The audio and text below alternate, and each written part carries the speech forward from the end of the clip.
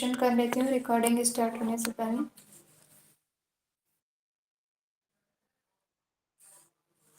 बताइए, जब केवल संभूति की उपासना करेंगे तो उससे क्या होगा? मैम घोर अंधकार।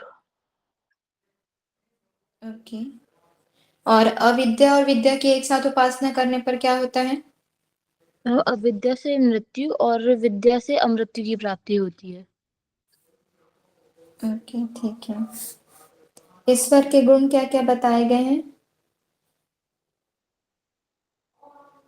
मैम 11 गुण बताए हैं ईश्वर के।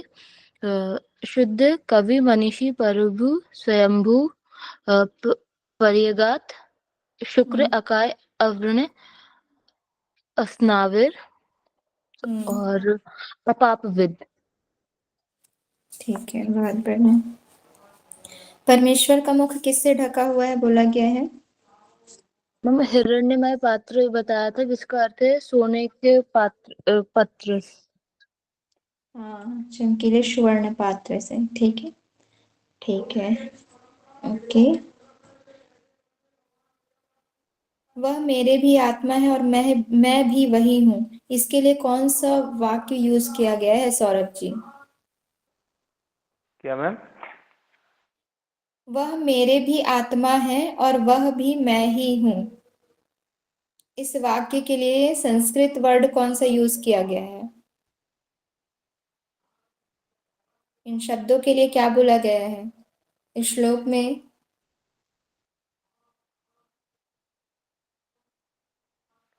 निष्ठा। मैम ये दूसरे का दूसरा है सर मैम। ना ना, और अच्छे से सोचिए। मैम हम जब क्या प्रभु से वो प्रार्थना मेरे कर। लिए, अच्छा वो मैम मेरे लिए आत्मा है और मैं उसके लिए आत्मा हूँ मैम, अविद्या में। मैं भी वही अविद्या हूँ, हाँ। 2.6 हम्म। वह मेरे भी हम्म। आत्मा है, मैं भी वही हूँ। इसका संस्कृत वर्ड बताइए। ये तो हिंदी अनुवाद हो गया। संस्कृत में इस शब्दों के लिए क्या कहा गया, कौन सा वर्ड यूज किया गया है? मैम ये वो वाले है क्या? पुरुष कनिक यम सूर्य प्रजापत्य व्युस रश्मिन समूह तेज यते कल्याणतम तते पश्चिमी सुवास्य पुरुष सुहासनी। यस, करेक्ट है। ये हो जाएगा 16 नंबर का सूत्र है, 16वां नंबर का। यस ठीक है। मैम। ओके।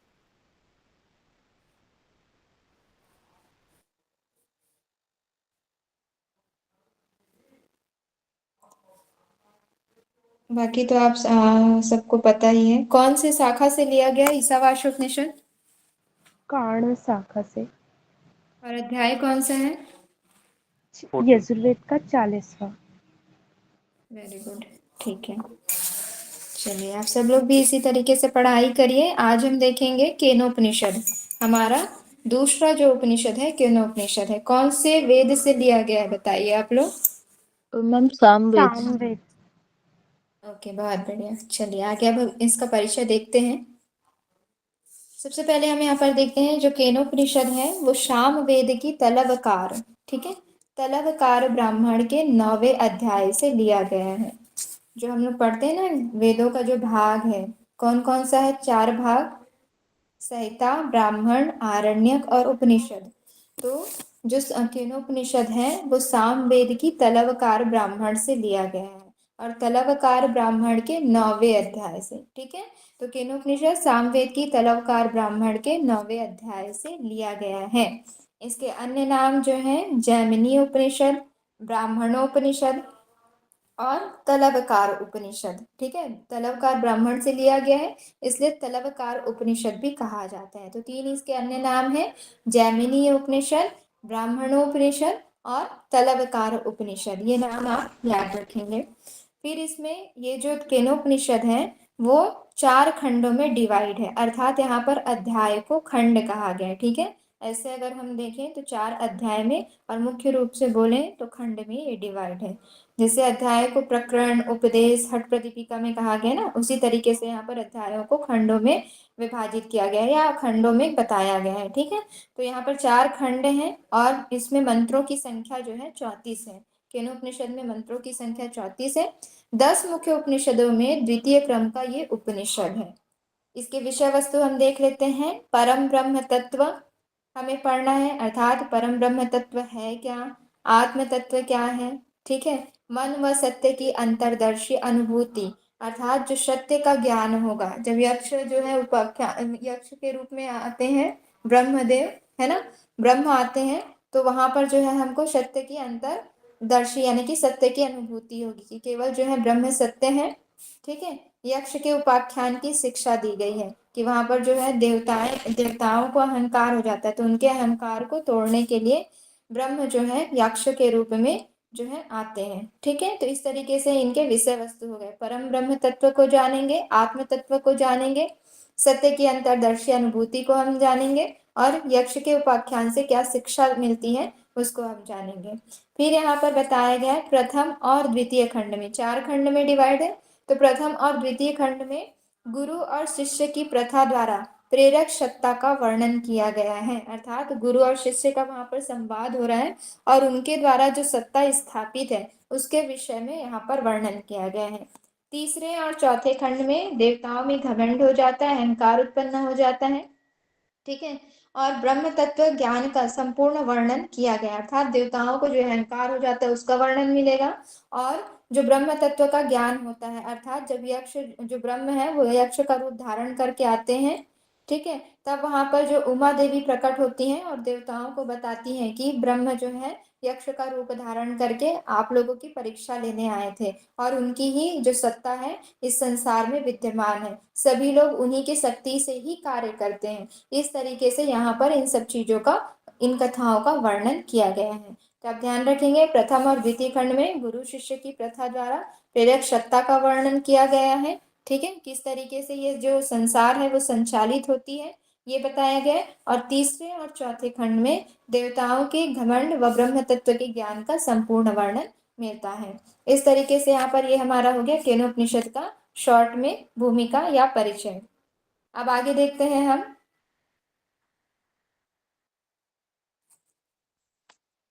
इस उपनिषद के आरंभ में यह वाक्य आता है, कौन सा, ओम केनेशितम पतति प्रेषितम मना। जैसे ईशावास्योपनिषद में प्रथम वाक्य कौन सा आता है बताइए। ईशावास्य, ईशावास्यम मतलब ईसा जगत्याम। हाँ जी, ओम ईशावास्यमिदं सर्वम, है ना। तो इस ये जो पहला वाक्य आता है इस वजह से ईशावास्योपनिषद का ईशावास्योपनिषद नाम पड़ा। उसी तरीके से केनोपनिषद में प्रथम वाक्य आता है, ओम केनेसितम पतति प्रेषितम मनः, अर्थात इसमें केन अर्थात किसके द्वारा, ठीक है, किसके द्वारा इस संसार का संचालन हो रहा है, इस तरीके से यहाँ पर प्रश्न किया जा रहा है, इसलिए इसका नाम जो पड़ा है केनोपनिषद पड़ा है। ठीक है, तो इसको ध्यान रखेंगे। इस जो है उपनिषद का पहला वाक्य है, ओम केनेसितम पतति प्रेषितम मनः, इसमें किसके द्वारा शब्द का विवेचन किया गया है, इसलिए इस उपनिषद का नाम केनोपनिषद रखा गया है या केनोपनिषद कहा गया है। ठीक है, चलिए फिर आगे देखते हैं हम। प्रथम खंड देखेंगे। प्रथम और द्वितीय खंड में गुरु और शिष्य का संवाद हो रहा है, किस तरीके से सत्ता संचालित होती है यहाँ पर बताया गया है। तो शिष्य का गुरुदेव से प्रश्न है, यानी कि जो शिष्य हैं वो अपने गुरुदेव से प्रश्न कर रहे हैं। क्या प्रश्न करते हैं हम देखते हैं। पहला मंत्र है यहाँ पर का, ओम केनेसितं पतति प्रेषितं मनः, केन प्राणः प्रथमा प्रतियुक्तः, केनेषितां वाचमिमां वदन्ति चक्षु, श्रोत्र क उदेव युनक्ति, अर्थात किसके द्वारा प्रेषित हो मन अंतःकरण अपने विषयों में जाता है। ठीक है, मन जो है अंतःकरण का पार्ट है। तो पहला प्रश्न क्या हो गया यहाँ पर, शिष्य जो प्रश्न कर रहे हैं, ओम केनेसितं पतति प्रेषितं मनः, अर्थात ये जो मन है ये हमारा अंतःकरण है, वो किसके द्वारा प्रेरित होकर अपने विषयों में जाता है। केन प्राणः प्रथमा प्रतियुक्ता, किसके द्वारा श्रेष्ठ प्राण चलता है। केनेषितां वाचमिमां वदन्ति चक्षु, किसके द्वारा वाणी की क्रियाशीलता है, यानी कि किसकी शक्ति से जो है वाणी कार्य करती है। चक्षु श्रोत्र का उदेव युनक्ति, कौन देव नेत्र एवं कर्ण को नियुक्त करते हैं, अर्थात कौन से वो देवता हैं जिनके माध्यम से हम नेत्रों के माध्यम से देख सकते हैं, श्रोत्र के माध्यम से सुन सकते हैं, उनको अपने कार्यों पर नियुक्त करने वाला कौन है। ठीक है, इस तरीके से शिष्य जो है वो गुरुदेव से प्रश्न कर रहे हैं। देखिए यहाँ पर है, किसके द्वारा प्रेषित हो मन, अंतःकरण अपने विषयों में जाता है, किसके द्वारा प्राण चलता है, किसके द्वारा वाणी की क्रियाशीलता है, अर्थात हम बोल पा रहे हैं, वो किसके द्वारा बोल पा रहे हैं, कौन देव नेत्र एवं कर्ण को नियुक्त करता है। तो इस सब का उत्तर देते हैं गुरुदेव, मन प्राण वाणी श्रोत्र एवं चक्षु सब का कारण भूत ईश्वर परम तत्व है, अर्थात ये सब जो कार्य करते हैं उन सब का जो कारण है वो कौन है, परम तत्व ईश्वर है। उन्हीं की शक्ति के माध्यम से हम सब अपना अपना कार्य कर पाते हैं, यानी कि प्राण चलता है ईश्वर की शक्ति से, हम बोल पा रहे हैं ईश्वर की शक्ति से ही। अगर वो हमको वाणी ही ना देते, बोलने की शक्ति ही ना देते, तो क्या हम बोल पाते, नहीं। तो इन सब का जो आधारभूत कारण है वो ईश्वर ही है। ठीक है, उसके बाद आगे हम दूसरा मंत्र देखते हैं। क्लियर है ये वाला, आगे बढ़े। इसमें जो है शिष्य प्रश्न करते हैं अपने गुरुदेव से, क्या कि किसके द्वारा जो मन है वो अपने विषयों की ओर भागता है, किसके द्वारा श्रेष्ठ प्राण चलता है, किसके द्वारा वाणी की क्रियाशीलता है, कौन देव नेत्र एवं कर्ण को उनके कार्यों में नियुक्त करते हैं। तो इन सब का कारण कौन है, वो है ईश्वर है। फिर यहाँ पर देखते हैं दूसरा मंत्र, श्रोत्रस्य श्रोत्रम मनसो मनो यद वाचोह वाचम स उ प्राणस्य प्राणः चक्षु चक्षु रति मृध्य धीरा प्रेत्यास्मल, एक सेकेंड, चक्षु चक्षु रति मुच्य धीरा प्रेत्यासमाल लोका अमृता भवंती, अर्थात जो श्रोत्र का भी श्रोत्र है, मन का भी मन है, जो प्राण का भी प्राण है, और जो चक्षु का भी चक्षु है, और जो वाणी का भी वाणी है, वही परम तत्व ईश्वर है। धीर लोग उसे जानकर मृत्यु के पश्चात अमृत को प्राप्त हो जाते हैं, अर्थात मोक्ष को प्राप्त हो जाते हैं। ठीक है, श्रोत्रस्य श्रोत्रम मनसो, यानी कि जो श्रोत्र का भी श्रोत है, मनसो मनो यद, यानी जो मन का भी मन है, यद वाचो हम वाचम, जो प्राण का भी प्राण है, जो वाणी का भी वाणी है। ठीक है, और यहाँ पर हो जाएगा यद वाचो हम वाचम, यानी कि जो वाणी का भी वाणी है, स उ प्राणस्य प्राणा, अर्थात जो प्राण का भी प्राण है। चक्षु चक्षुरति मुच्य, अर्थात जो चक्षु का भी चक्षु है, वो कौन है, ईश्वर है। धीर प्रत्यास्मात लोकाद अमृता भवंती, और जो योगी साधक हैं वो इस तत्व को जानकर मृत्यु के पश्चात भी अमृत को प्राप्त कर लेते हैं, अर्थात मोक्ष को भी प्राप्त कर लेते हैं। इस तरीके से यहाँ पर जो है ईश्वर की सत्ता का वर्णन किया गया है। ठीक है, परमेश्वर के गुणों का वर्णन किया गया है कि हम सब जो है उनकी शक्ति के माध्यम से ही कार्य कर पाते हैं, और जो धीर होते हैं, जो ज्ञानी पुरुष होते हैं, जो धैर्यवान होते हैं, वो इन सब चीजों को जानकर मृत्यु के पश्चात अमृतत्व को प्राप्त कर लेते हैं। क्लियर है ये, आगे बढ़े। Yes ma'am. कौन सा खंड पढ़ रहे हैं हम अभी केनोपनिषद का, प्रथम प्रथम खंड। ये सारी चीजें जो है प्रथम खंड में आएंगी, आप लोग ध्यान रखिएगा। ठीक है, शिष्य और गुरु का संवाद हो रहा है, किसको लेकर, परम तत्व ईश्वर को लेकर, कि हम सब जो है किसके माध्यम से कार्य करते हैं। तो सबका कारण जो है वो कौन है, ईश्वर है। अब यहाँ पर ब्रह्म का स्वरूप बताया गया, देखते हैं ब्रह्म का स्वरूप क्या कहा जा रहा है यहाँ पर। ध्यान रखिएगा, ब्रह्म का स्वरूप, ब्रह्म की विशेषताएं, ये लगभग हर उपनिषद में आती है। ठीक है, तो अलग अलग उपनिषद के अनुसार हमको सबके अलग अलग गुण याद रखने पड़ेंगे। चलिए अब चौथा मंत्र देखते हैं। यद वाचानाभ्युदितम येन वाग अभ्युदयते तदेव ब्रह्मत्वं विदधि नेद यदि उपासते। ठीक है, अब यहाँ पर क्या बोल रहे हैं कि यद वाचान अभ्युदितम येन वागाभ्युदीयते, यानी कि मन प्राण वाणी चक्षु और श्रोत्र के द्वारा ब्रह्म को नहीं जाना जा सकता। ठीक है, तो ब्रह्म को कैसे जान पाएंगे? यहाँ पर बोला जा रहा है, क्या बोला जा रहा है कि मन प्राण वाणी चक्षु और श्रोत्र के द्वारा ब्रह्म को नहीं जाना जा सकता, बल्कि वे सब जिसकी शक्ति से कार्य करते हैं उसे ही ब्रह्म जानना चाहिए। अर्थात हम अपने मन से, प्राण से, वाणी चक्षु श्रोत्र के द्वारा ब्रह्म को नहीं जान सकते। क्यों नहीं जान सकते? क्योंकि हमारे पास वो शक्ति है ही नहीं। तो हम कैसे जान पाएंगे? तो ये सब जो हमारे मन है, प्राण है, वाणी है, ये सब जिस शक्ति से कार्य कर रहे हैं उस शक्ति को ही हमें ब्रह्म समझना चाहिए। जिसकी लोग उपासना करते हैं उसे नहीं। ठीक है, हम बोल रहे हैं, हम खा रहे हैं, पी रहे हैं, सुन रहे हैं, देख रहे हैं, तो इसके पीछे जो शक्ति कार्य कर रही है उस शक्ति को ही परम ब्रह्म समझना चाहिए। ठीक है, ना कि उसे समझना चाहिए जिसकी लोग उपासना करते हैं। मन की शक्ति, वाणी की शक्ति, प्राण की चेष्टा, चक्षु एवं श्रोत्र शक्ति, इसे ही ब्रह्म जानो। ठीक है, अर्थात इन सब शक्ति को ही ब्रह्म समझना चाहिए। ठीक है, तो यहाँ पर बताया गया ब्रह्म का स्वरूप कैसा है। तो हम ब्रह्म के स्वरूप को मन प्राण वाणी चक्षु और श्रोत्र के द्वारा नहीं जान पाते, बल्कि इनकी शक्ति के द्वारा जो हम कार्य कर रहे हैं, तो जिस शक्ति से हम कार्य कर रहे हैं उस शक्ति को ही हमें ब्रह्म समझना चाहिए, ना कि उसे जिसकी लोग उपासना करते हो। ठीक है, तो यहाँ पर ब्रह्म का स्वरूप इस तरीके से बताया गया है। क्लियर है ये? आगे बढ़े। चलिए आगे अब देखते हैं। ठीक है, तो प्रथम खंड में हमने क्या देखा? प्रथम खंड में हमने सबसे पहले देखा यहाँ पर गुरु और शिष्य का संवाद देखा कि किस तरीके से जो है सबका आधारभूत कारण किसे बताया गया है? परम तत्व ईश्वर को बताया गया है। मन प्राण वाणी श्रोत्र चक्षु ये सब किसके शक्ति से कार्य करते हैं?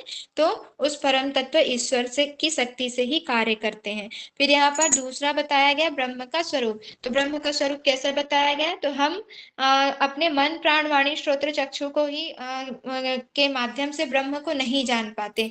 इनके पीछे जो शक्ति कार्य कर रही होती है उस शक्ति को ही हमें ब्रह्म समझना चाहिए। ठीक है, ना कि उसे समझना चाहिए जिसकी हम उपासना कर रहे हो, है ना, प्रार्थना कर रहे हो। यानी कि इनके पीछे जो एनर्जी कार्य कर रही है उस एनर्जी को ही हमें ब्रह्म जानना चाहिए। इस तरीके से यहाँ पर ब्रह्म का स्वरूप बताया गया है। अब हम आते हैं द्वितीय खंड। द्वितीय खंड में हम देखेंगे ब्रह्म का ज्ञान।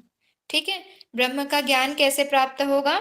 तो यहाँ पर बताया गया है ना जानने वालों के लिए ब्रह्म जो है विज्ञात है, अर्थात जाना हुआ है। जो लोग नहीं जानते, यानी कि जो लोग बोलेंगे कि किससे जो दिखावे ढोंग परपंच ये सबसे जो है रहित होते हैं, है ना, इन सब चीजों से एकदम मतलब बोलते हैं ना भोले लोग जो हैं, उन लोग वो लोग ही एक्चुअल में जो है ब्रह्म को जानते हैं, ना कि वो लोग जो थोड़े से शास्त्र पढ़ लिए और कहते हैं कि हम ब्रह्म को जान गए।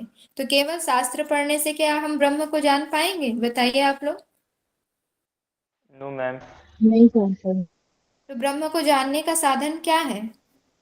कैसे हम जो जान पाएंगे? शास्त्रों में हमने पढ़ा है उसको जीना होगा मैम। और इसमें यह जो इसमें बताया गया है, जब हम उसको फॉलो करेंगे, है ना, जो शास्त्रों में बताया गया है उस विधि के अनुसार जब हम साधना करेंगे, है ना, उन सब चीज को मानेंगे, तब जो है हम ब्रह्म को जान पाएंगे। केवल शास्त्र पढ़ने से ही बस हम ब्रह्म को नहीं जान पाएंगे जब तक हम उसे अपने लाइफ में अप्लाई ना करें।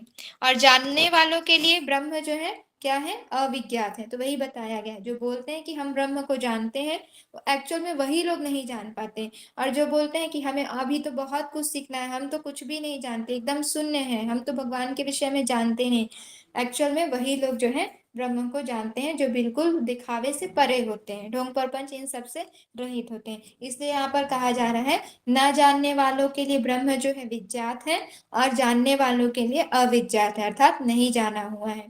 तो ब्रह्म को जानने का उपाय क्या है? तो ब्रह्म को जानने का उपाय यहाँ प्रतिबोध बताया गया है। प्रतिबोध अर्थात एक प्रकार का संकेत होता है। वो संकेत हम तृतीय और चतुर्थ अध्याय में देखेंगे वहां पर कि ब्रह्म को जब मतलब ब्रह्म उपस्थित होते हैं या ब्रह्म आते हैं सामने, तो एक बिजली सी चमकना वहां पर होता है और बादल या मेघ का ऐसे गर्जन या बरसना होता है। तो ये दो संकेत बताए गए हैं। ठीक है, तो उसे ही प्रतिबोध कहा गया है। तो प्रतिबोध अर्थात यहाँ पर संकेत कहा गया, उन संकेतों के माध्यम से जो है हम ब्रह्म को जान सकते हैं। ठीक है, तो सबसे पहले यहाँ पर जो है ब्रह्म को जानने का उपाय प्रतिबोध। अब प्रतिबोध मतलब संकेत कौन कौन से संकेत हो सकते हैं, तो आगे यहाँ पर देखते हैं 2/3 में बताया गया है। प्रतिबोध विदितम मतम मृत तत्वम ही विदन्ते, आत्मानं विन्दते वीर्य विद्यया विन्दते अमृतम। ठीक है, प्रतिबोध विदितम मतम अमृतत्वम ही विन्दते, यानी कि प्रतिबोध, प्रतिबोध अब यहाँ पर आत्मज्ञान को कहा गया है। यानी कि जब तक आत्म साक्षात्कार नहीं होगा तब तक हम ब्रह्म को नहीं जान सकते।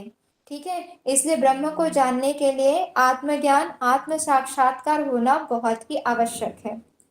तो सबसे पहले आत्मज्ञान होगा, आत्मज्ञान से आत्मबल की प्राप्ति होगी, आत्मबल से आत्मविद्या आएगी, और आत्मविद्या से फिर आत्मा जो है अमृत स्वरूप परमात्मा की प्राप्ति कर लेता है। तो इस सीक्वेंस को याद रखेंगे। सबसे पहले क्या होगा, आत्मज्ञान होगा। ब्रह्म ज्ञान कैसे प्राप्त होगा, ब्रह्म को जानने का क्या उपाय है, तो ये मार्ग बताया जा रहा है कि सबसे पहले जो है आत्मज्ञान होगा, आत्म साक्षात्कार होगा।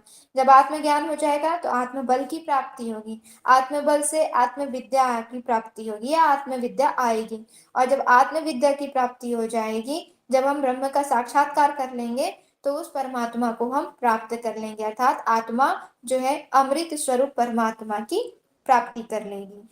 ठीक है, इसलिए यहाँ पर कहा गया आत्मानं विन्दते वीर्यम विद्यया विन्दते अमृतम। इस वर्ड को याद रखेंगे कि ये किसके लिए यूज किया जा रहा है या किसके लिए, तो ये ब्रह्म प्राप्ति के उपाय का मार्ग बताया गया है। ठीक है, तो प्रतिबोध, प्रतिबोध यानी कि आत्मज्ञान होगा, आत्मज्ञान से आत्मबल की प्राप्ति होगी, आत्मबल से आत्मविद्या आएगी, और आत्मविद्या से आत्मा जो है अमृत स्वरूप परमात्मा की प्राप्ति कर लेगी। ओके, आगे हम देखते हैं फिर। अब यहाँ पर बताया जा रहा है कि ब्रह्म क्या है। तो इह चेद वेदिदत, एक सेकंड, इह च इद वेदिदत सत्यम अस्ति, न च इदं वेदिह मति विनष्टि, भूतेषु भूतेषु विचित्य धीरा प्रत्यास्मात् लोकाद अमृता भवन्ति। ये वर्ड अभी फिर किस में आया था, पहले भी अभी ये वर्ड हमने देखा है, कहाँ पर देखा है?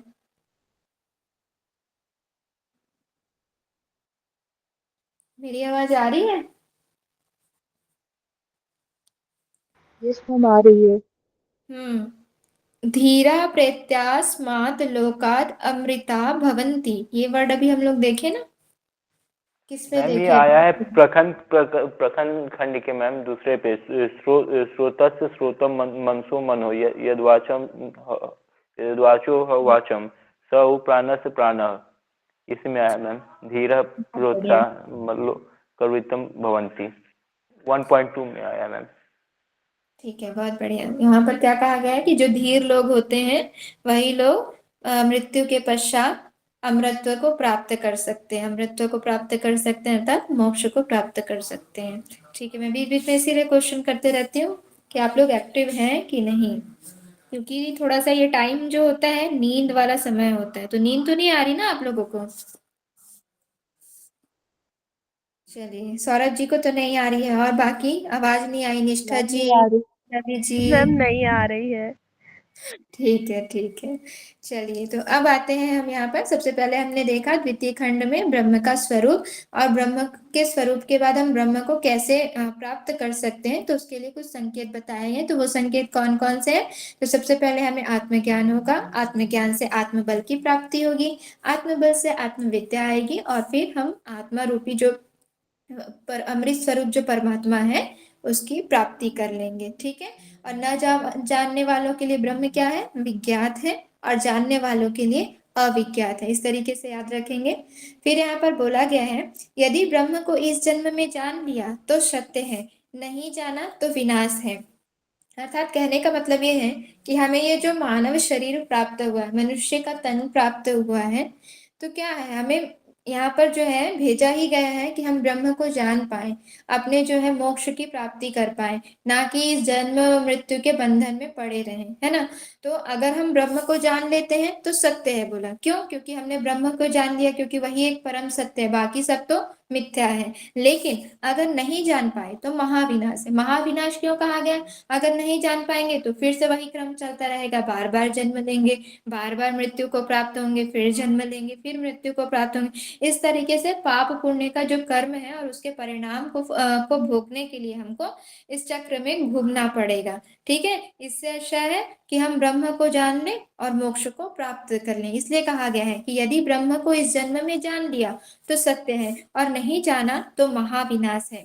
बुद्धिमान पुरुष प्रत्येक तत्व प्राणी में परमात्मा को व्याप्त जान इस लोक से प्रयाण करके अमर को प्राप्त हो जाते हैं। जो बुद्धिमान पुरुष होते हैं, जो ज्ञानी जन होते हैं, जो विद्वत जन होते हैं, वो प्रत्येक प्राणी में, ठीक है, परमात्मा को व्याप्त जानकर, यानी कि प्रत्येक प्राणी में परमात्मा का वास है, यह जानकर इस लोक से प्रयाण करके अर्थात मृत्यु को प्राप्त करके अमर हो जाते हैं, अर्थात मोक्ष को प्राप्त हो जाते हैं। तो लगभग लगभग सब में एक ही बात कही जा रही है कि ब्रह्म तत्व को आप जानिए। ठीक है, ब्रह्म तत्व को आप जान लेंगे तो आप मृत्यु के पश्चात जो है मोक्ष को प्राप्त कर लेंगे। मोक्ष की प्राप्ति तभी होगी जब हम शरीर का त्याग करेंगे, है ना। इसलिए मृत्यु सबको आनी है।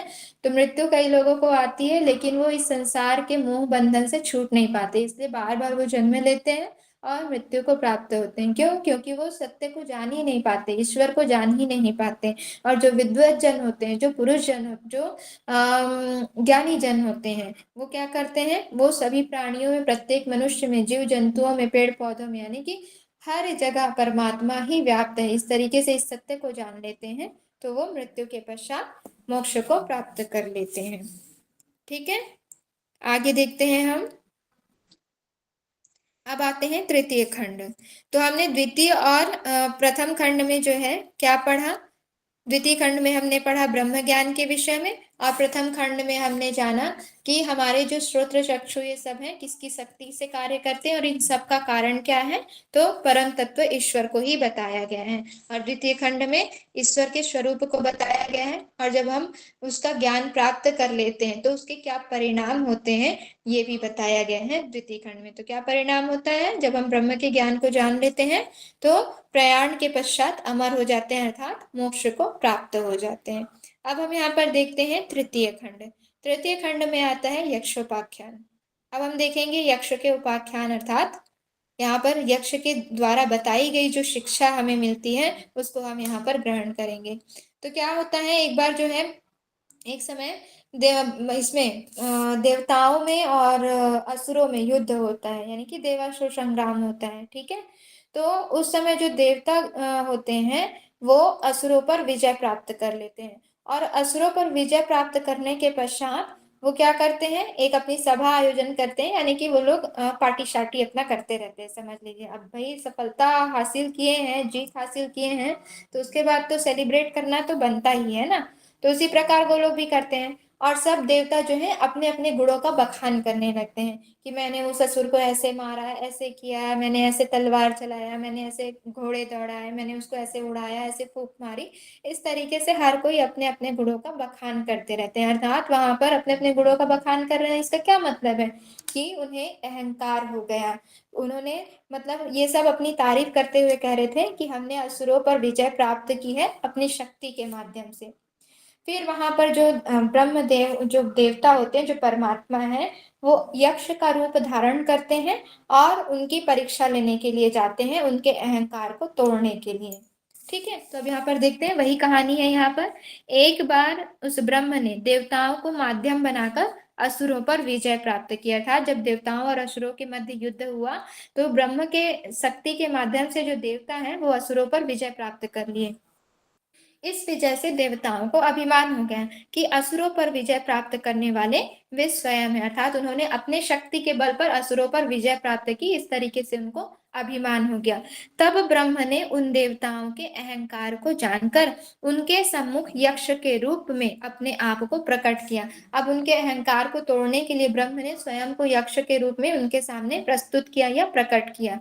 ठीक है, तो जब वो प्रकट हुए तो बहुत वहां पर बोलते हैं ना, एक प्रकाश टाइप सा फैल गया। तो फिर सब जो देवता होते हैं वो क्या करते हैं, उस प्रकाश को जानने की कोशिश करते हैं कि इतना प्रकाश आ कहाँ से रहा है। तो सबसे पहले यहाँ पर जो है जाते हैं ब्रह्म यक्ष से मिलने आए देवता, यानी कि जो देवतागण हैं वो बारी बारी से ब्रह्म से मिलने के लिए जाते हैं कि देखते हैं ये प्रकाश, इतनी ऊर्जा, इतनी शक्ति का फैलाव जो हो रहा है वो कहाँ से आ रहा है। तो सबसे पहले देवता जो हैं अग्निदेव को भेजते हैं। तो अग्निदेव जो है ब्रह्म के पास जाते हैं और पूछते हैं कि तुम कौन हो। तो वहां पर ब्रह्मदेव बोलते हैं कि पहले तुम बताओ तुम कौन हो, ऐसे करके। तो अग्निदेव वहां पर बोलते हैं कि तुम मुझे नहीं जानते, मैं जात वेदा हूँ, मैं इस संसार को भस्म करने की शक्ति रखता हूँ। ऐसे करके वहां पर अग्निदेव जो है वो अपना परिचय देते हैं।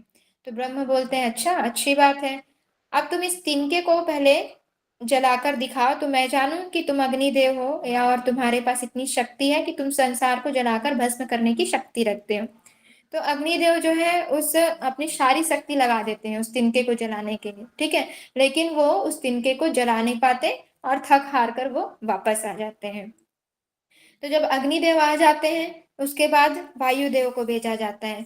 वायुदेव भी जाते हैं कि ये है कौन, जानू तो कि कौन हमसे शक्तिशाली कौन आ गया हमारे सामने। अब वायुदेव जाते हैं और फिर वहां पर ब्रह्म से पूछते हैं कि आप कौन हैं। तो फिर ब्रह्मदेव बोलते हैं तुम मुझसे पूछ रहे हो, इससे पहले तुम बताओ कि तुम कौन हो। तो फिर वायुदेव भी अहंकार में मस्त रहते हैं, वो भी बोलते हैं कि तुम मुझे नहीं जानते, मैं वायुदेव हूँ। वहां पर वो अपने आप को मातृश्रवा कहकर बोलते हैं कि मैं मातृश्रवा हूँ, मैं जल को उठा लेने की शक्ति रखता हूँ और इस संसार को उड़ा लेने की शक्ति रखता हूँ। इस तरीके से वो अपना परिचय देते हैं। फिर ब्रह्म बोलते हैं कि ठीक है, तुम पहले इस तिनके को उड़ाकर दिखाओ तो मैं जानूं कि तुम्हारे पास इतनी शक्ति है। तो फिर वो हंसी मजाक करने लगते हैं कि मतलब मैं इस तिनके को उड़ाऊं, इससे अच्छा तो मैं पूरे संसार को उड़ा के दिखा दूंगा। तो वो बोलते हैं कि नहीं, सबसे पहले तुम इस तिनके को उड़ा के दिखाओ। तो फिर वायुदेव जो है वो फिर अपनी सारी शक्ति लगाते हैं उस तिनके को उड़ाने में, लेकिन वो तिनका अपनी जगह से एक भी हिलता डुलता भी नहीं है, वो भी थक हार कर वापस आ जाते हैं देवताओं के पास।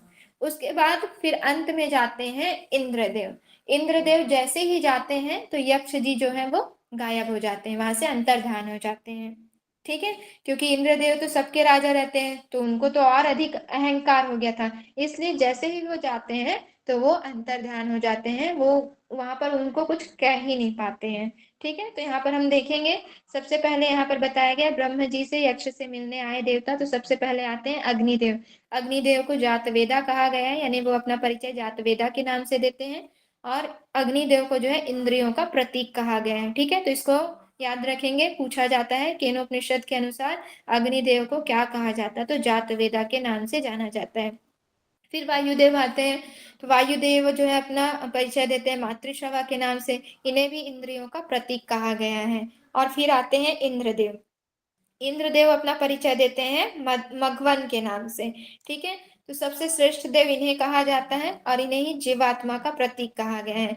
इंद्रदेव को सबसे श्रेष्ठ देव इसलिए कहा जाता है क्योंकि उन्होंने यक्ष का एकदम करीब से दर्शन किया था। जैसे ही वो जाते हैं तो वो अंतर ध्यान हो जाते हैं। ठीक है, तो इन तीनों में सबसे श्रेष्ठ देवता जो है इंद्रदेव को कहा गया है। ठीक है, और क्यों कहा गया है, क्यों, क्योंकि वो यक्ष का एकदम करीब से जो है दर्शन कर पाते हैं इसलिए। तो यहाँ पर ध्यान रखेंगे अग्निदेव को जातवेदा के नाम से जाना जाता है, वायुदेव को मातृश्रवा के नाम से और इंद्रदेव को मघवन के नाम से। ये मातृश्रवा वर्ड वायुदेव के लिए और कौन से उपनिषद में आया है बताइए। ईशावास्यु। ईशावास्य उपनिषद। वेरी गुड, बहुत बढ़िया। ठीक है, ठीक है, तो यहाँ पर ये तीनों नाम आप अच्छे से याद रखेंगे। फिर आते हैं इंद्र को हेमवती उमा देवी। उमा देवी को बुद्धि का प्रतीक कहा गया है। ठीक है, अग्निदेव वायुदेव इंद्र के इंद्रियों के प्रतीक हैं और इंद्रदेव जो है जीवात्मा के प्रतीक हैं और उमा देवी जो है वो बुद्धि का प्रतीक है।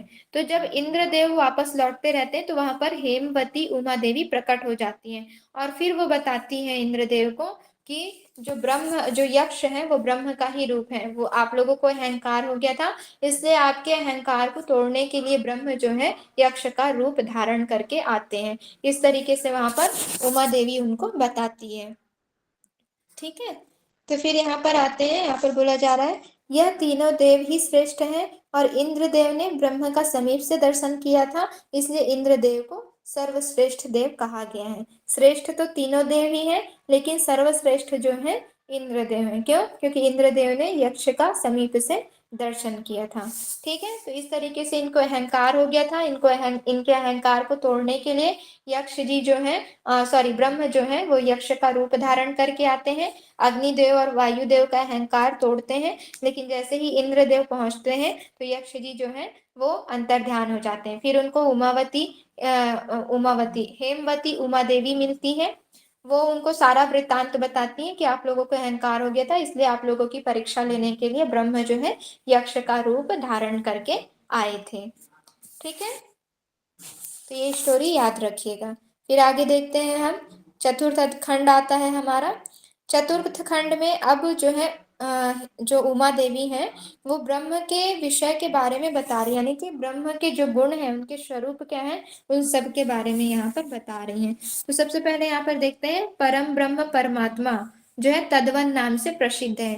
अर्थात जो यक्ष जी हैं, जो ब्रह्म है, जो यक्ष का रूप धारण करके आए थे, उनको किस नाम से जाना जाता है? तद्वन नाम से। ठीक है, तो अग्निदेव को जातवेदा, वायुदेव को मातृश्रवा, इंद्रदेव को मघवन और ब्रह्म परमात्मा को तद्वन नाम से पुकारा गया है। ठीक है, तो ये 4 नाम याद रखेंगे, ये क्वेश्चन आता है। केनोपनिषद के अनुसार ब्रह्म को क्या कहा गया है, किस नाम से प्रसिद्ध है? तो तद्वन नाम से प्रसिद्ध है। तद्वन का अर्थ यहाँ पर बताया गया है, तद अर्थात भजनीय, वन का अर्थ हो गया रस, और तद्वन अर्थात उपासना करने योग्य। ठीक है, तो वन का अर्थ बताया गया है रस, अर्थात वह रस जो भजने योग्य हो, जो उपासना करने योग्य हो, उसे ही तद्वन कहा जाता है। जीव ब्रह्म को जानने के बाद प्राणी मात्र का प्रिय हो जाता है। ठीक है, अर्थात जिस जीव ने, जिस व्यक्ति ने, जिस जीवात्मा ने ब्रह्म को जान लिया, वह प्रत्येक प्राणी के लिए प्रिय हो जाता है। ब्रह्म की उपस्थिति का आदि दैविक संकेत यहाँ पर बताया गया है, यानी कि ब्रह्म की उपस्थिति का एहसास कैसा हो, कैसे अनुभूति हो, कैसे हम जाने कि यहाँ पर जो है ब्रह्म आए थे या उपस्थित थे। तो उनका 2 संकेत बताया गया है। पहला है बिजली का चमकना और दूसरा नेत्रों का झपकना। अर्थात जब यक्ष अंतर्ध्यान होते हैं तो वहां पर जब इंद्रदेव जाते हैं तो यक्ष जब अंतर्ध्यान होते हैं तो एक बिजली से एकदम आकाश में बिजली से चमकने टाइप की वहां पर स्थिति उत्पन्न हो जाती है, प्रकाश उत्पन्न हो जाता है। ठीक है, और जैसे ही बिजली चमकता है तो क्या होती है, हमारी पलकें झपकने लगती हैं। उसी प्रकार इंद्रदेव के भी जो पलकें हैं वो झपकने लगी थी। ठीक है, इसलिए 2 संकेत है ब्रह्म की उपस्थिति का, पहला बिजली का चमकना और दूसरा नेत्रों का झपकना। ये याद रखेंगे, ब्रह्म की उपस्थिति का आधिदैविक संकेत बिजली का चमकना व नेत्रों का झपकना।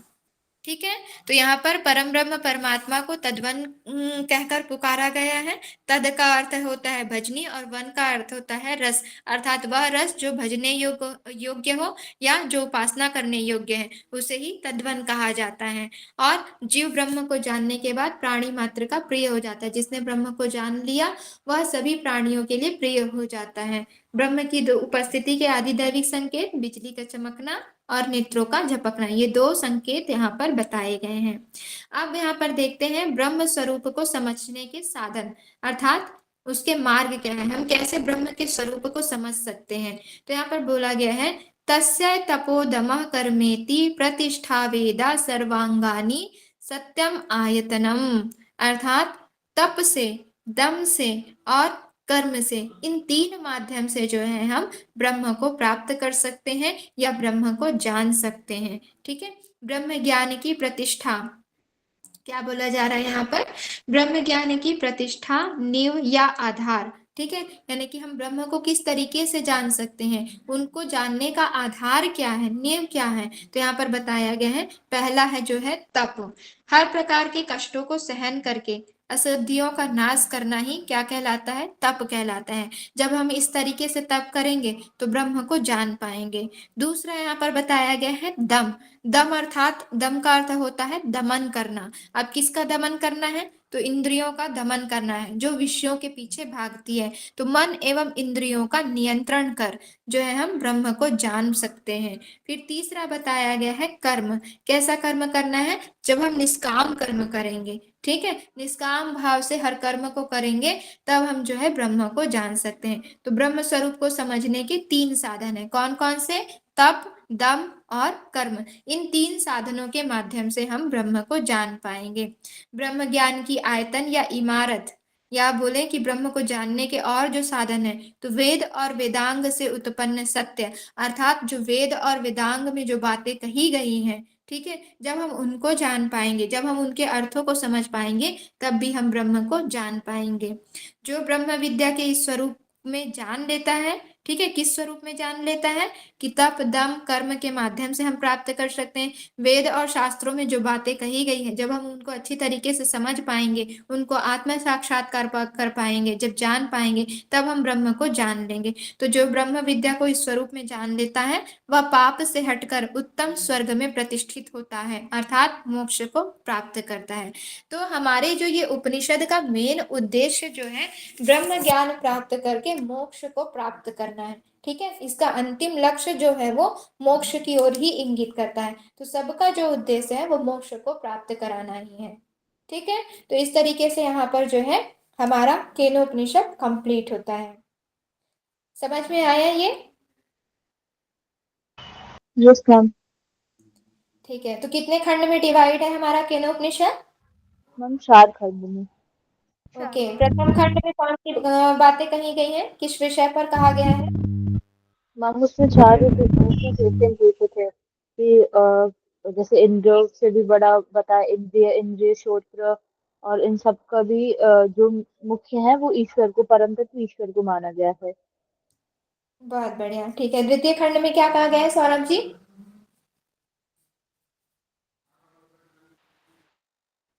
मैम दूसरे खंड में जो है मैम ईश्वर के स्वरूप का वर्णन किया गया है। तीसरे में जो है मैम यक्ष उपाख्यान है, और चौथे में क्या कहा गया है निष्ठा जी? यस मैम, चौथे खंड में जो हम किस माध्यम से, पहले तो इंद्र के विषय में बताया गया, उमा देवी और इंद्र के। उसके बाद जो सत्य का बोध है और ब्रह्म की उपासना कैसे करनी है इसका वर्णन है। और ब्रह्म को हम कैसे किस विद्या से साध सकते हैं, जैसे तप, मन, तप और दम, और उसके बाद कर्म, इनके माध्यम से हम ब्रह्म की उपासना कर सकते हैं या मोक्ष की प्राप्ति करनी। ठीक है। अग्निदेव को किस नाम से जाना जाता है सीमा जी? यहाँ पर अग्निदेव का परिचय किस नाम से बताया गया है?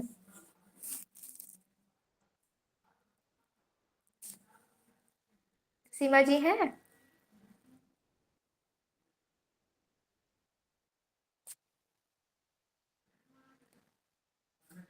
लवी जी शो हो रहा है उनका?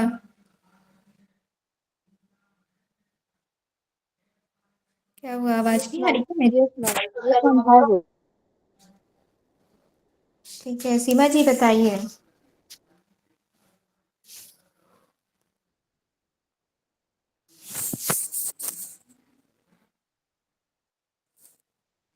चलिए लवी जी आप बताइए। मैम रात्रि नाम से जाना है, बताया अग्निदेव को, वायुदेव को मातृशिवा, और इंद्र को माधव, फिर मधुबन, मधुबन, और फिर उसके बाद ब्रह्म को बताया है तद्बन। ठीक है, बहुत बढ़िया। चलिए इस तरीके से हमारा जो है कंप्लीट हुआ केनोपनिषद। तो ये क्लियर है ना? आप इसको थ्योरी वाइज इस तरीके से याद रख सकते हैं, कहानी वाइज याद रख सकते हैं, ठीक है। और कुछ डाउट हो तो आप लोग पूछ लीजिए।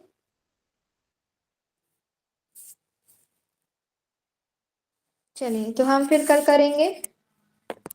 हमारा तीसरा उपनिषद कौन सा है? कट। कठोपनिषद। ओके। बुद्धि का प्रतीक किसे कहा गया है? उमा देवी। बहुत बढ़िया। हेमपुत्र उमा देवी। ओके, जीवात्मा का प्रतीक किसे कहा गया है? मधुवन इंद्र इंद्र को, को। इंद्र को मैम। ठीक है। और ब्रह्म को किस नाम से जाना जाता है? क्या मैम? सजवन। ठीक है। ब्रह्म की उपस्थिति के आदि दैविक संकेत कौन कौन से हैं? बिजली का चमकना मैम और बिजली का कठोर और चमकना आँख और झपकना। और आँख का झपकना, पलक झपकना। ठीक है।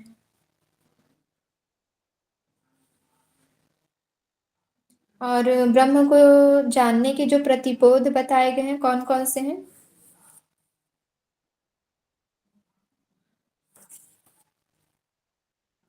ब्रह्म ज्ञान मैम का क्या प्रतिबोध। पूछ रही हैं? ये कि इंद्रियों का भी हम्म। इंद्रिय, मन का भी जो मन है, वाणी का भी जो वाणी है, श्रोत्र का भी जो श्रोत्र है। ना ना, जो बताया गया ना प्रतिबोध के संकेत हैं कौन कौन से? मैम तप, दम और एक लास्ट वन क्या था? ये मैम 4 का 8वां श्लोक है मैम। ये मैम इसमें बताया गया है तस्य तपो दम कर्मेति प्रतिष्ठा वेद सर्वांगिनी सत्य मायतनम।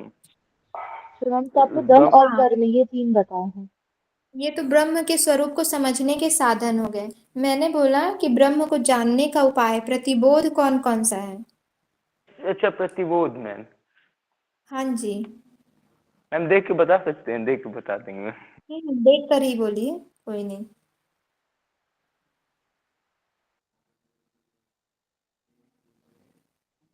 जी देख कर बोलिए सौरभ जी। मैम इसमें ये बोला गया ना कि मैम हमको प्रतिबोध में मैम ये बोला गया कि हम जो जो व्यक्ति मतलब ब्रह्मचर्य का पालन करता है, ना, आत्मशक्ति का जागृत। वो मैं मैम बताई ना इसका आप लोगों की प्रतिबोध में सबसे पहले क्या होता है? सबसे पहले आत्मज्ञान होता है। आत्मज्ञान से फिर आत्मबल प्राप्त होता है। आत्मबल से फिर आत्मविद्या आती है। और अब जब आत्मविद्या आ जाती है तो हम अमृत स्वरूप परमात्मा की प्राप्ति हो जाती है। ठीक है, जो आत्मा है वो परमात्मा को प्राप्त कर लेता है। ठीक है, ये मैम हो इसे गया। क्या बोलेंगे?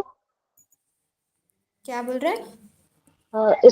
इसको क्या बोलेंगे? क्या क्वेश्चन किया ब्रह्म को? ब्रह्म को जानने के उपाय प्रतिबोध। ठीक है, द्वितीय खंड के चौथे नंबर का मंत्र है।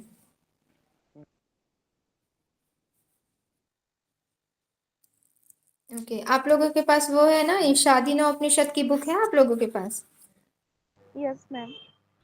ठीक है, मैम उसमें आप लोग और पढ़िएगा। ठीक है। मैम इसमें तो ये दिया हुआ है मैम, इंद्रियों के विषय में दिया हुआ है ये प्रतिबोध का अर्थ। क्या दिया गया है? मैम मैं हिंदी में पढ़ देता हूँ। प्रतिबोध हम्म। से जब उसका ज्ञान हो तभी उसे जाना जा सकता है। इंद्रियां जब विषय की तरफ जाकर उनका ज्ञान करती हैं तब बोध होता है। विषय से उल्टा जब अंदर की तरफ लौटती है तब तो ज्ञान होता है, वह प्रतिबोध कहलाता है। मतलब मैं बता कि जब इंद्रियां वापस अंदर की तरफ जाने लगती हैं तो प्रतिबोध होता है और मनुष्य अमृत को प्राप्त होता है। प्रतिबोध ठीक की है। अवस्था अवस्था तभी आती है जब मनुष्य वीरवान हो। वीरहीन व्यक्ति की प्रतिबोध की अवस्था नहीं आती है। इंद्रियों के विषय में फंसने वाला व्यक्ति वीरहीन हो जाता है और वीरहीन विषय में अधिकाधिक फंसता है। इस चक्र में से निकलने के लिए वीरवान होने का प्रतिबोध के मार्ग को चलने का उपाय यही है। आत्मशक्ति को जागृत किया जाए, संसार के साथ बंधनों से वीर, ये मैम हम्म। लिखा हुआ है। तो आत्मशक्ति को जागृत किया जाए का अर्थ क्या हो गया कि यानी कि आत्मज्ञान प्राप्त किया जाए, आत्म जी मैम। साक्षात्कार हुआ, है ना? इंद्रियों को जी मैम। अंतर्मुखी करने का मतलब क्या है? जब हम अपने इंद्रियों को नियंत्रण कर लेंगे, अपने वश में कर लेंगे, अर्थात हम अपने आप को जानने लगेंगे। और जब हम अपने आप को जानने लगेंगे तो क्या होगा? आत्मबल प्राप्त होगा, आत्मविद्या प्राप्त होगी, है ना? तब क्या होगा? हम परमात्मा को प्राप्त कर पाएंगे। परमात्मा को प्राप्त करने का सही तरीका वही बताया गया कि हम सबसे पहले अपने आप को जानें। हम अपने आप को भी नहीं जान पाते। हम 10 मिनट भी हम आराम से बैठकर अपने विषय में नहीं सोच पाते। कुछ मिनट या कुछ सेकंड ही सोचेंगे, उसके बाद फिर से इंद्रियां जो है अलग अलग विषयों की ओर भागने लगती है। आप लोगों ने खुद भी फील किया होगा, ठीक है। कभी इधर की बातों पे, कभी उधर की बातों पे, कभी पुरानी बातों पे, कभी और किसी चीज़ पे, इस तरीके से जो मन है इधर उधर भागने लगता है, यानी कि हम उसके पीछे पीछे भागने लगते हैं। इसीलिए कहा गया है कि अपने इंद्रियों को अंतर्मुखी करिए। जब इंद्रियां अंतर्मुखी होंगी, तब जब हम धीरे धीरे संयमित होना स्टार्ट करेंगे तो क्या होगा, आत्मज्ञान आएगा। अब थोड़ा सा अगर हम कुछ भी चीज़ को पढ़ लेते हैं या याद वगैरह भी कर लेते हैं, मान लीजिए कोई एक सब्जेक्ट भी हमें याद हो जाता है, तो थोड़ा सा कॉन्फिडेंस आ जाता है ना कि हाँ, हम एग्ज़ाम क्लियर कर पाएंगे, मैं कर सकती हूँ और मुझे प्रिपरेशन की ज़रूरत है। तो क्या हुआ, हमारा आत्मबल बढ़ा। आत्मबल बढ़ा तो हम क्या करेंगे, उस चीज़ को प्राप्त करने के लिए और भी ज्ञान अर्जन करेंगे, अध्ययन करेंगे, तो क्या होगा, आत्मविद्या प्राप्त होगी। जब धीरे धीरे इस साधना पर हम आगे बढ़ते जाएंगे तो हम परमात्मा को प्राप्त कर लेंगे, अर्थात हम नेट जेआरएफ क्लियर कर लेंगे। ठीक है, तो इस तरीके से हम समझ सकते हैं जो हमारा लक्ष्य है। वास्तविक लक्ष्य तो मोक्ष ही है, लेकिन हम क्या करते हैं, संसार में आके इधर उधर भटकने लगते हैं। ठीक है, तो यही सारी बातें जो है उपनिषद में बताई गई हैं। अब क्लियर है? यस जी मैम। मैम। मैम आपने अभी जो बुक का नाम बोला उसकी सॉफ्ट कॉपी है क्या आपके पास? क्या बोल रहे हैं लवी जी, आपकी आवाज़ रुक कर आ रही है। मैम अभी आ रही है आवाज आपको? हाँ, अभी क्लियर है, बोलिए। जो आपने अभी बुक का नाम बताया उपनिषद के लिए, तो आपके पास उसकी सॉफ्ट कॉपी है क्या? हाँ, है ना। तो भेजी कि मैम मैम हमारे मुझे शेयर कर पीडीएफ भेजी। दीजिएगा। ओके, ठीक है, मैं आप लोगों को सेंड कर दूंगी, ठीक है। Yes ma'am, thank you. चलिए चलिए, तो हम शांति पाठ कर लेते हैं, फिर क्लास ओवर करते हैं। आज आप लोगों की शिव संहिता की क्लास स्टार्ट होने वाली है। तो शिव संहिता पढ़ेंगे तो वशिष्ठ संहिता को ध्यान में रखते हुए पढ़िएगा, ठीक है, कि क्या बातें शिव संहिता में बताई गई हैं और क्या वशिष्ठ संहिता में बताई गई, दोनों कंपैरिजन करते हुए पढ़िएगा। यम नियम आसन नाड़ियाँ आएंगी वहाँ पर, ठीक है। चलिए, सभी कमर गर्दन सीधी कर लें, आंखें सरलता से बंद, मन शांत। प्रारंभ से लेकर अब तक हमने जो पढ़ा, एक बार अपने मन में विचार कीजिए। पुनः मन शांत करते हुए गहरी लंबी श्वास लेते हुए दीर्घ ओम का उच्चारण, तत्पश्चात शांति पाठ।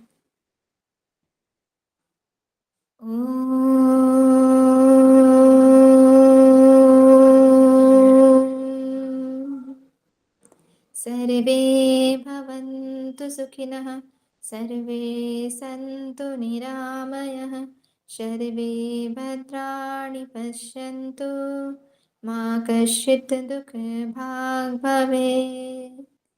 ॐ शान्ति शान्ति शान्तिः। सर्वारिस्तष्टु शान्तिर्भवतु। अपने दोनों हाथों को आपस में रब करें, अपनी आंखों पर लेकर जाएं, माता पिता गुरुजनों और ईश्वर को प्रणाम करते हुए प्यारी सी मुस्कान के साथ अपनी आंखें खोलें। आप सभी को हरिओम, शुभ संध्या। चलिए, हम लोग कल मिलते हैं एक नए उपनिषद के साथ। हरिओम, सभी का धन्यवाद। हरिओम। Thank you ma'am.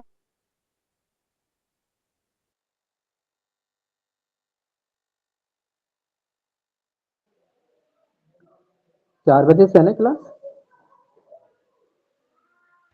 जी। जी 4 बजे से है क्लास। सबने ब्रेक ले लिया है? नो मैम, जो सभी क्लासेस। अच्छा, हरिओम सभी को। मैं पुष्पा लखेरा, आपका शिव संहिता में पढ़ाऊंगी आज आपको। नमस्ते। हरिओम नमस्ते। मैम। हरिओम हरिओम।